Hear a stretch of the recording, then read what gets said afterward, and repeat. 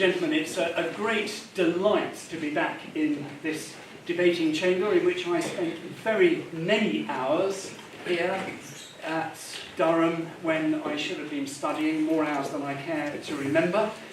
And I have a sort of sense of déjà vu because I debated a motion very similar to this for the Robson Cup, which I've seen sort of on a dusty shelf out there, in 1975. Yes, I'm that old, you wouldn't believe it, would you, to look at me. In 1975, I debated the motion, "This House believes in God." I was proposing that motion.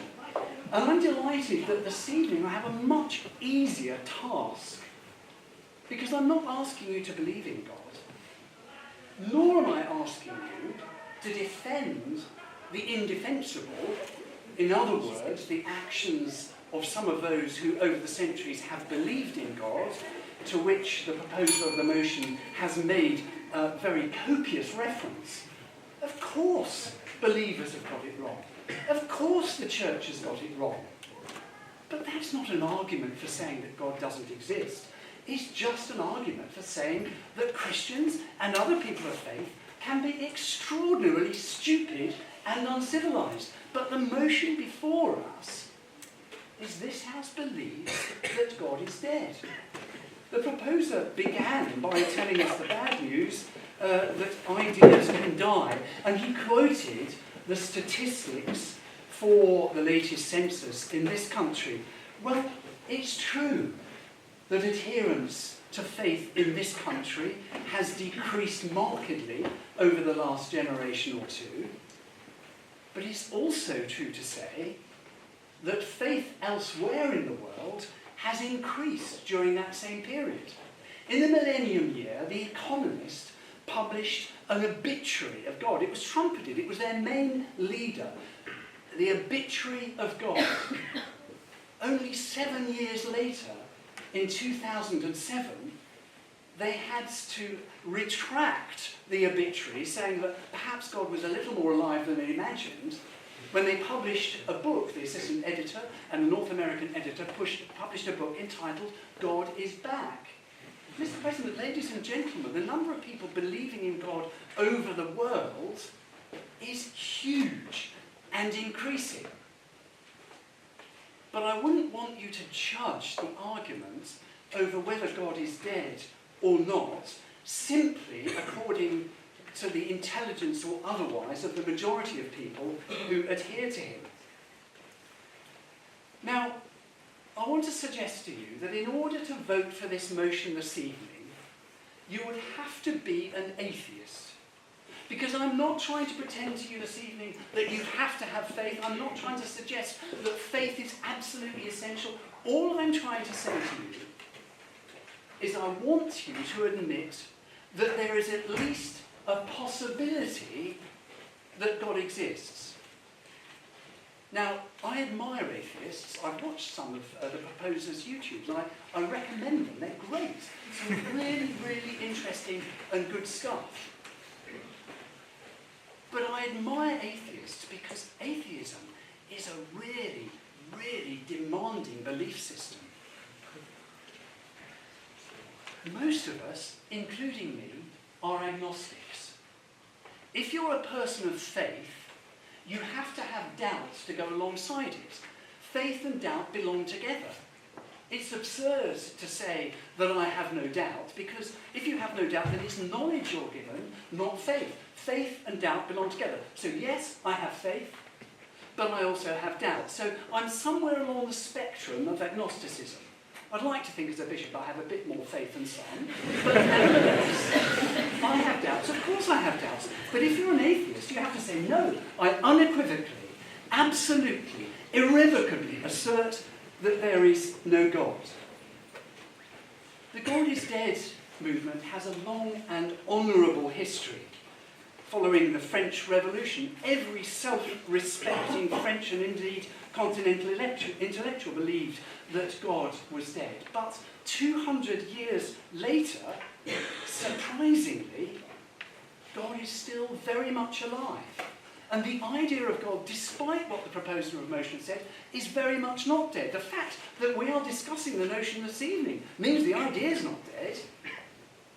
But what about the arguments for the existence of God? Well, there are lots, of course. Even the Christian scriptures attest, and we could have a long debate, the proposer and I, about what the scriptures say. The Christian scriptures attest to the fact that God is inscrutable, that God is unknowable. And St. Augustine went so far as to say, what then are we to say of God, brethren? What then are we to say of God? For if we have understood something other than God. But what I want to suggest to you is that belief in God is a really sensible idea. And I expect the seconder for the proposition to oppose me. But one of the most significant things that's happened, I think, in the world of the philosophy of religion over the past generation is when the famous and philosopher Anthony Flew, who set the agenda for atheism for over 50 years, he came to believe in God. Not the Christian God, he didn't become an orthodox Christian believer, but having committed himself to follow the arguments wherever they led, determined after all that it's at least possible that there is a God. And he came to believe in a God. Now, as I say, you'd have to be an atheist to vote for this motion.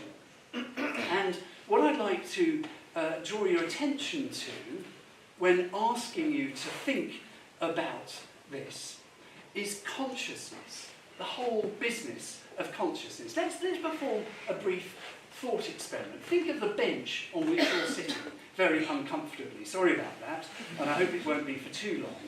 Think of that bench. Do you think that given 1 billion or 1 trillion years or infinite time, that bench could suddenly or gradually develop consciousness or become aware of its surroundings and become aware of its identity? It's simply inconceivable, Anthony Flew suggests. Once you understand the nature of matter, of mass energy, I was a chemist in the past, so I'll try not to bore you with too much science, but once you understand the nature of matter, as Anthony Flew puts it, the origin of life cannot be explained if you start with matter alone.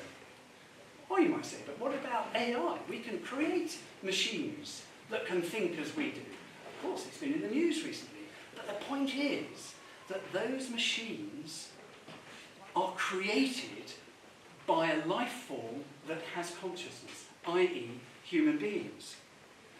Furthermore, atheists propose that the universe is eternally existing, but they can't explain how this eternally existing state of affairs came to be. Theists, on the other hand, use the rationality of the universe around us, the way in which we are able to observe in nature extraordinary order and laws as evidence of a rationality behind and beneath. Why is it, think for yourselves, why is it that the universe is so ordered, is so comprehensible?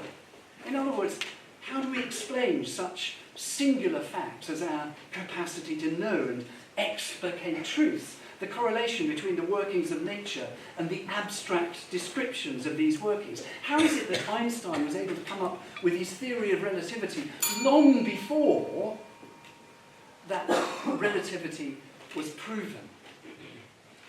And I'd ask you furthermore to think about some of the most extraordinary things in the universe. I think we should be more in awe of mathematics. Now, some of you here might not think that mathematics is the most entertaining and wonderful and interesting of subjects, but it is extraordinary, as any mathematician will tell you, how order in maths is there to be discovered. Now, the God in whom Flew came to believe was a silent God, but a necessary God. One very similar, in fact, to that proclaimed by and proposed by Aristotle. Flew quotes the philosopher David Conway, and I'm going to conclude with this quote, or almost conclude with this quote. In sum, the being whom Aristotle considered to be the explanation of the world and its broad form, with its attributes, immutability, immateriality, omnipotence, corresponds very closely with the God of the Judeo-Christian tradition. It's one that fully justifies us in viewing Aristotle as having had the same divine being in mind as the cause of the world that is the object of worship of these two religions. That's where I stand, in a long line stretching back to Plato and Aristotle and beyond. Having said which, if you wanted me to talk about the God in whom I believe, I wouldn't talk about any philosophical considerations. I'd tell you about a man who lived in the Middle East 2,000 years ago. But that's another story. Mr. President, I